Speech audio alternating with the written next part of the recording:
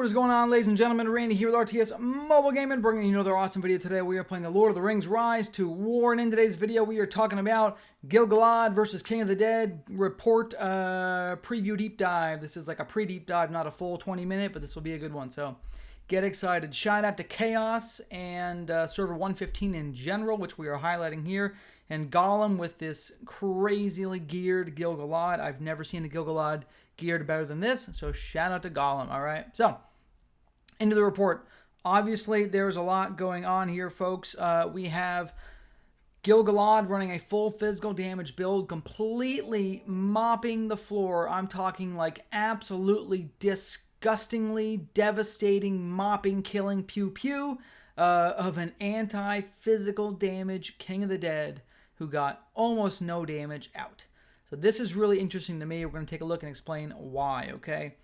By all rights, when you think of this at the bird's eye level, you would think King of the Dead would force a nice draw. Maybe Gil-Galad's lost half his troops, and it's overall an interesting battle. This has been so one-siding, and King of the Dead doesn't have terrible gear. I mean, he's got 5-star purples and a 3-star yellow, right? Obviously, Gil-Galad's gear is significantly more powerful in that regard.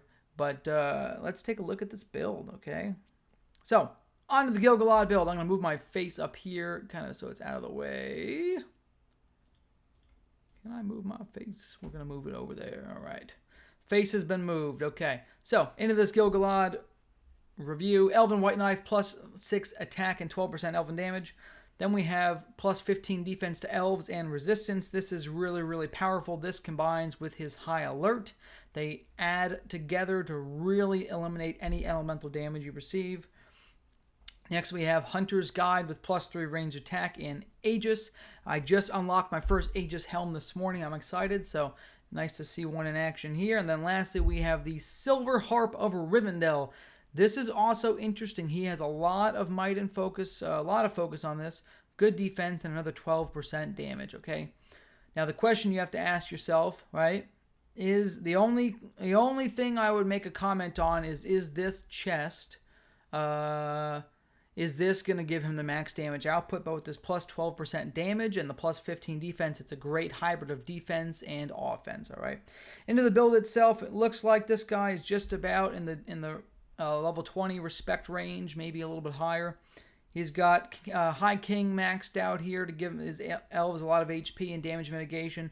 Then we have Chaotic Retreat, which is going to give you huge defense debuff against the enemy. We have Double Strike coming from Elven Leader. Next, we have the White Council here for some good mitigation. We have High Alert for good mitigation.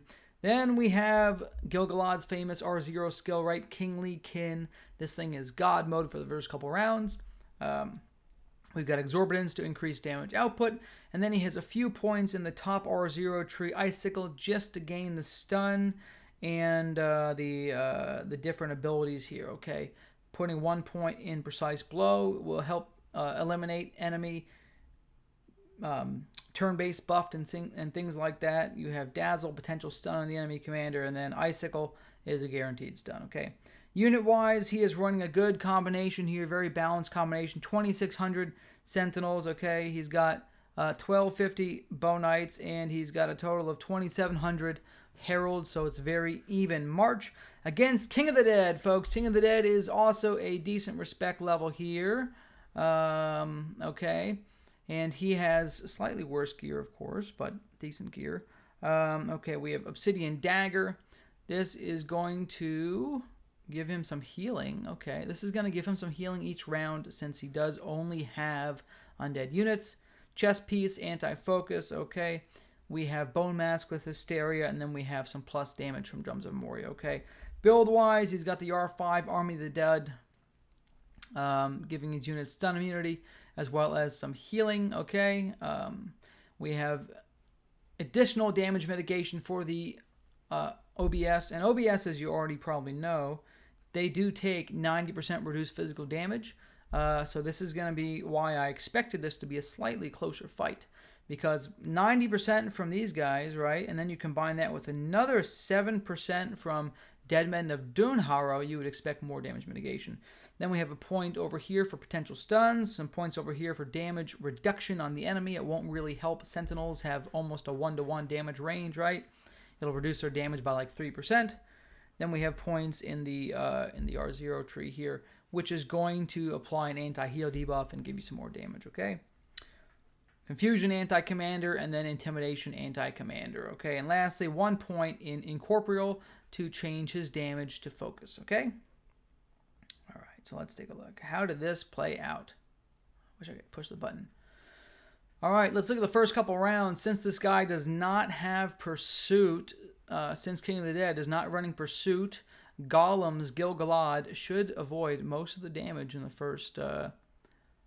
Oh yeah, so his King of the Dead ability does really dramatically reduce the Herald's damage output, but it also reduces the Bone-Knight's damage output by about 11-12%, but the Sentinels will maintain almost full damage, okay? All right, into round 1, folks. Army of the Dead, Insurrection, Resurrection, healing everybody here.